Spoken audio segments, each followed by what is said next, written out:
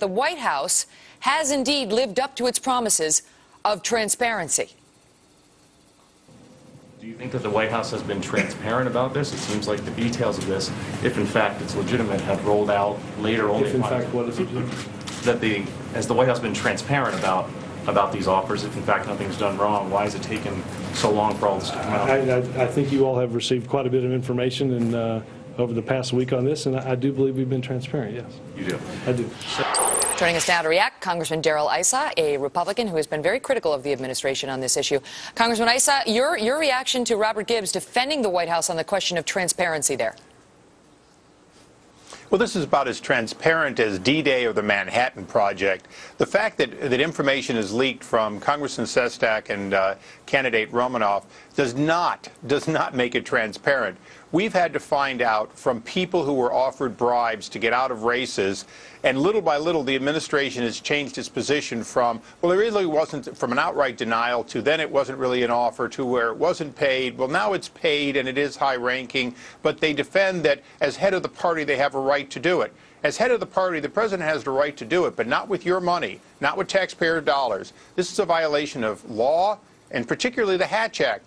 This kind of activity is exactly what we try to prohibit in government, which is the incumbent government using its power to maintain its position, to save its party money, and to make its party money by using basically awards of government positions. May go on in Egypt, may go on in Russia. It doesn't and shouldn't go on in the U.S. without repercussions. You know, you mentioned first, obviously today the news is about Andrew Romanoff, who's running for Senate out in Colorado. Last week it was Congressman Joe Sestak, who was challenging Arlen Specter for the primary nod in Pennsylvania. When the Sestak news first broke and Sestak said they offered me a job in exchange for my getting out of the race, the White House said, we deny it. And then they said, we vociferously deny it. And then they came out finally last week after 3 months of pressure and said, well, actually, it's true. But it wasn't a high-ranking position and it wasn't paid and so on and so forth. Now you who have refused to let up on this, Congressman, you are demanding that the White House not only preserve all their documents and their records, but also you want them to give a full accounting of what?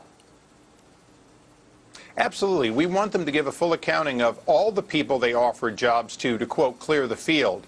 The idea that that Democrats don't deserve a primary candidate flies in the face of then a private citizen, Barack Obama, who ran against his congressman. Actually, he was a state senator, ran against his congressman and lost before he went to run and become a U.S. senator and now president.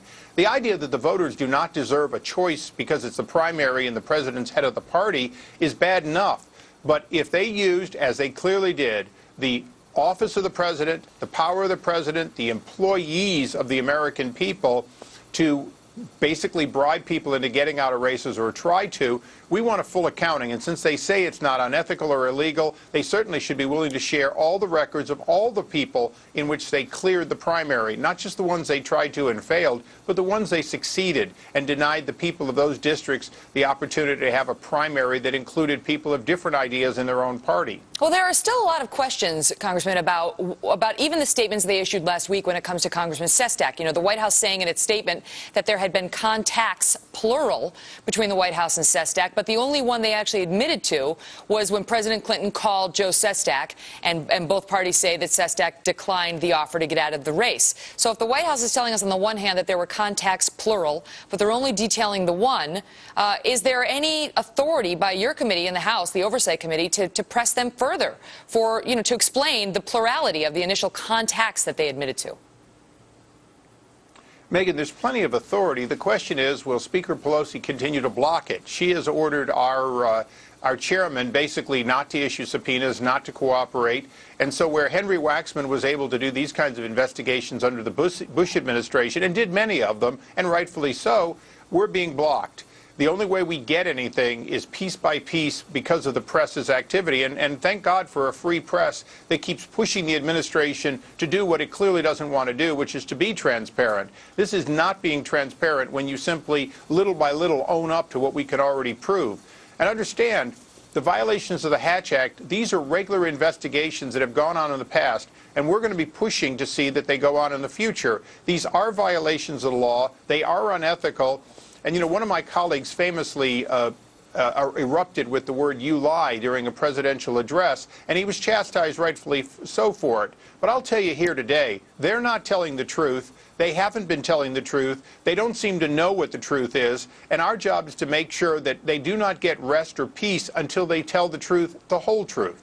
All right, Congressman Darrell Issa, thanks so much for coming on with your insights. Thank you, Megan.